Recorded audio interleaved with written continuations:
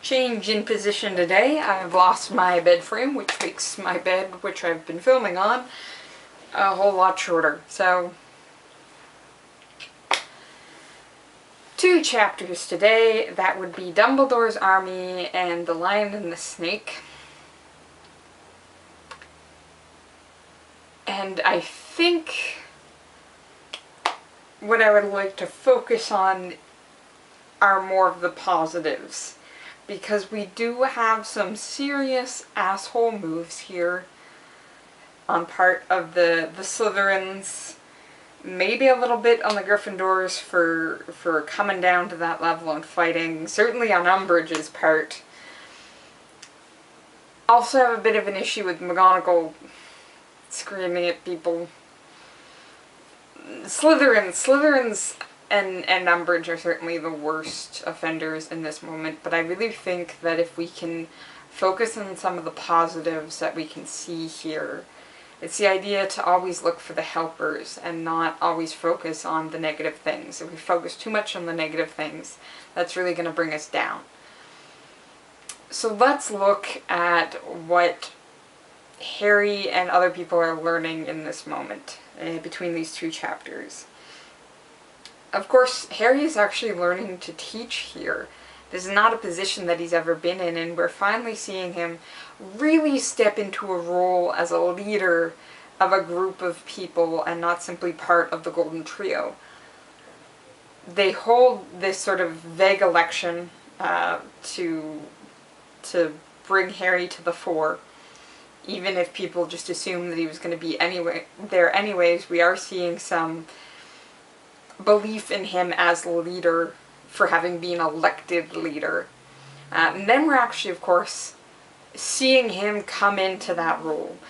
And at first, his attention is a little too split. But that teaches him what he needs to focus on. Like, when Neville disarms him, he's just like, okay, I can't be part of the actual sparring.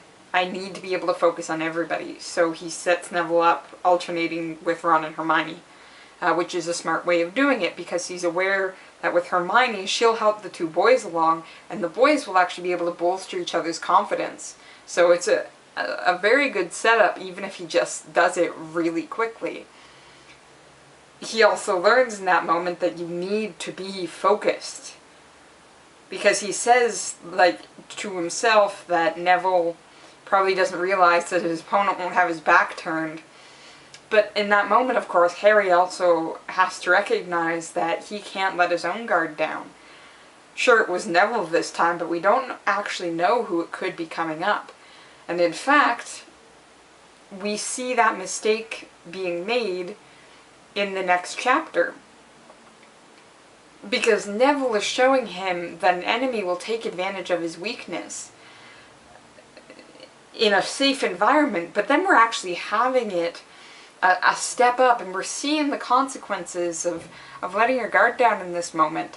And that's having somebody take advantage of your weakness, talk about your family in a negative way. Because for Harry, it is never an insult directly to him that he takes offense at. He notes beforehand that Ron doesn't know how to take this, but he has taken it for years about himself. But the moment somebody comes after his parents, we've seen it with Marge and we're seeing it with Draco.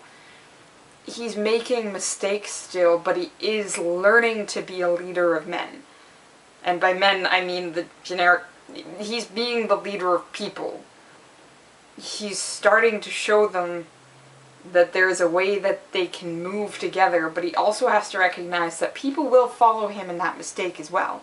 It is not just him that attacks. He allows George to follow him in that moment as well, which he needs to be aware of. Because people will follow him. They'll follow him in a safe situation, and they'll follow him in a dangerous one. And that's actually what we're seeing in this moment. And the fact that there are consequences here. Umbridge might be in the wrong, but the consequence next time could be somebody's life. And unfortunately, that's exactly what we're going to see in the future. So, the fact that Harry's learning all of this in school, it's very important. He's learning to teach, but he's also continuing to learn himself.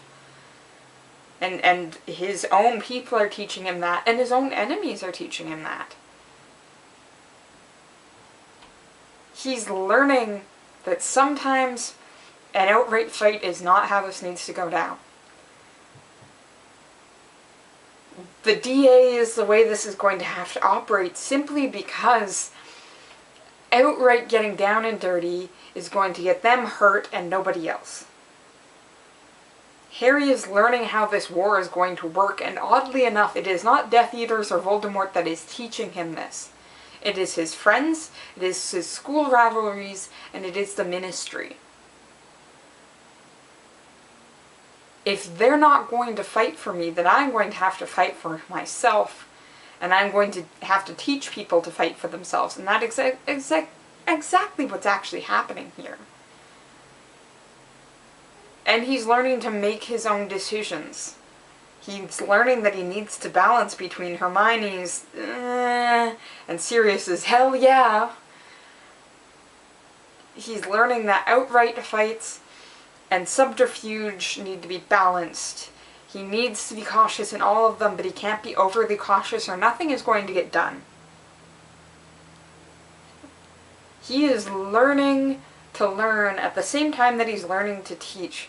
And in fact, he's helping everybody else along. We're actually going to see people that are capable of doing a lot more things. And Harry is proud of that, and that's the key.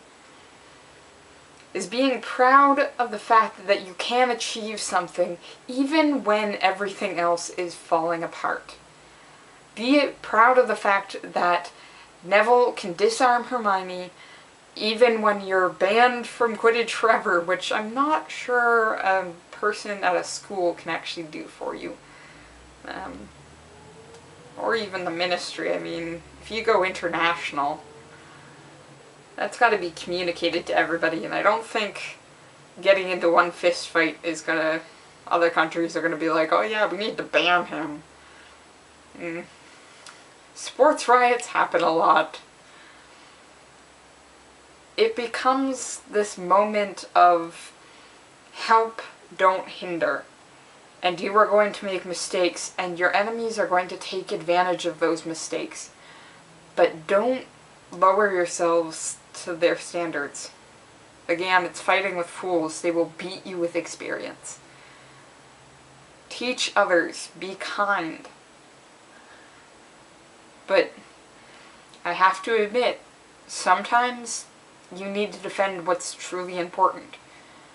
And maybe you can take insults for yourself, but I think if you're going to stand up for anybody, you should stand up for the people you love, and not just walk away in those moments, especially if they can't speak for themselves. The Slytherins are in the wrong here. And the fact that they're willing to go to those lengths is really going to alienate them just as much as everybody else is. It's that self-fulfilling prophecy of who's really the bad guy here. Did the Slytherins earn their reputation, or do we assume that they have this reputation, so they go about earning it?